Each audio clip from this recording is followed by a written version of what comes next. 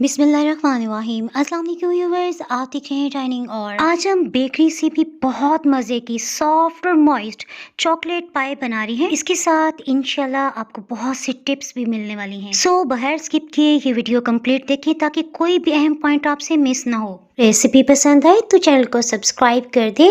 Bell icon को all पे कर देने से आपको वीडियो का नोटिफिकेशन सबसे पहले फ्री में मिल जाएगा। इस मज़ेदार सी चॉकलेट पाई को बनाने के लिए 2 अंडों को अलग अलग तोड़ते हुए बाउल में शामिल कर दिया है। 2 से 3 मिनट तक इसे इतना बीट कर रहे हैं कि वॉल्यूम में डबल हो जाए। आप इसे कांटे की मदद से भी फेंट सकते हैं। अच्छी तरह पिसी हुई चीनी ये 7 खाने वाले चम्मच, इसी तरह ऑयल ये 8 खाने वाले चम्मच हम इसमें शामिल कर रहे हैं। मक्खन या अच्छी क्वालिटी का घी 2 खाने वाले चम्मच इसे पिघला लिया है। दही की वजह से केक या पाई बहुत ही सॉफ्ट बनती है, सो इसमें 2 खाने वाले चम्मच दही भी शामिल किया है। दोबारा से 2 मिनट तक इसे अच्छी तरह से विस्क करें। अंडों की भूख को दूर करने के लिए 2 चाय के चम्मच वनीला एसेंस, अच्छी क्वालिटी का मैदा 7 खाने वाले चम्मच इसमें ले रहे हैं। 1 चाय के चम्मच बेकिंग पाउडर सभी को अच्छी तरह से मिक्स करके अंडे वाले मिक्सचर में डाल देते हैं। इस स्टेज पे ओवर मिक्सिंग नहीं करना क्योंकि इससे भी समटाइम्स केक या पाई हार्ड बन सकती है। जैसे ही देखें ना सभी कुछ अच्छी तरह से यकजान हो गया, सो इसे बीट करना बंद कर दें। पाई के इस मिक्सचर को हम 2 छोटी प्यालियों में बराबर से डिवाइड कर रहे हैं। अगर आपको कॉफी का फ्लेवर पसंद है तो 1/4 टीस्पून वो इसमें डाल दें।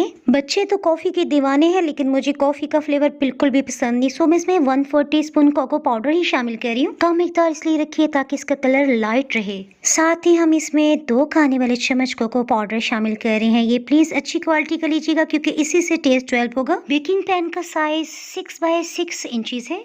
ऑयल से ग्रीस कर लेने के बाद बटर पेपर लगा लेते हैं। दोबारा से ऑयल का ब्रश कर लिया है। इस तरह से बटर पेपर इसके साथ ही चिपक जाएगा। पाई के लिए जो बैटर हमने बाउल में छोड़ा था उसमें से हाफ मिक्सचर इसमें शामिल कर रहे हैं। आधा बैटर हम बचा लेंगे। सभी को थोड़ा लेवल में कर लेते हैं।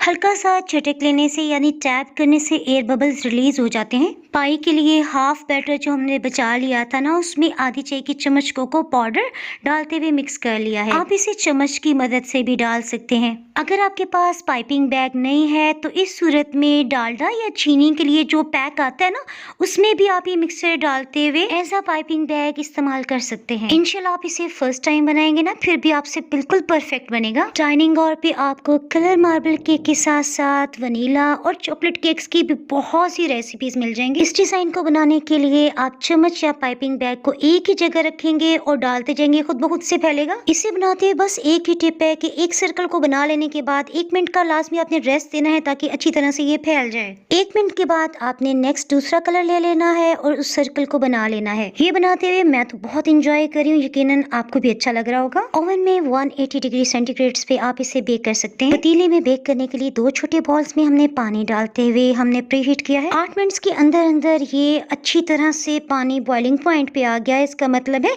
बेकिंग के लिए परफेक्ट टेम्परेचर तैयार है। पाई को जैसे ही हमने पैन में रखा, साथ ही हीट को बिल्कुल लो करते हुए ढक्कन से कवर कर दिया। हीट से स्टीम बनेगी जिससे इंशाल्लाह पाई बहुत ही सॉफ्ट और मॉइस्ट बनेगी। स्टीम के ड्रॉप्स पाई के ऊपर ना गिरे, सो ढक्कन को कपड़े से कवर के 5 मिनट के बाद देखें हीट की वजह से सर्कल मिलने लग गए। हीट को हमने थ्रू आउट लो ही रखा। तकरीबन 30 मिनट्स के अंदर ये बहुत अच्छी तरह बेक हो गई। हीट को ऑफ करने से पहले छुरी से चेक कर लेते हैं। अगर ये साफ आए तो इसका मतलब है ये सही बेक हो गया, अदरवाइज आप 5 मिनट के लिए दोबारा से बेक कर सकते हैं। इसे एक दूसरे पैन में रखते हुए ढक्कन से कवर कर रहे हैं ताकि जब ये अपनी हीट में ठंडा होगा ना तो ये बहुत सॉफ्ट होगा। ये देखिए पाई बहुत गर्म थी ना, इसकी हीट से देखें स्टीम पैन के अंदर बन गई, इसीलिए हमने कपड़े से कवर किया था। 1 से 1.5 घंटा गुजर चुका है, सो अब हम इसे एहतियात से निकाल लेते हैं। अल्हम्दुलिल्लाह। बटर पेपर को अलग कर लेते हैं। शुक्र है देखिए बटर पेपर अलग आपके सामने कर रही हूँ, ये जरा भी नहीं जली। इसमें मैं आपको बताती चलूं, बेकिंग के लिए हमने जो पैन यूज किया ना वो हैवी बॉटम का था।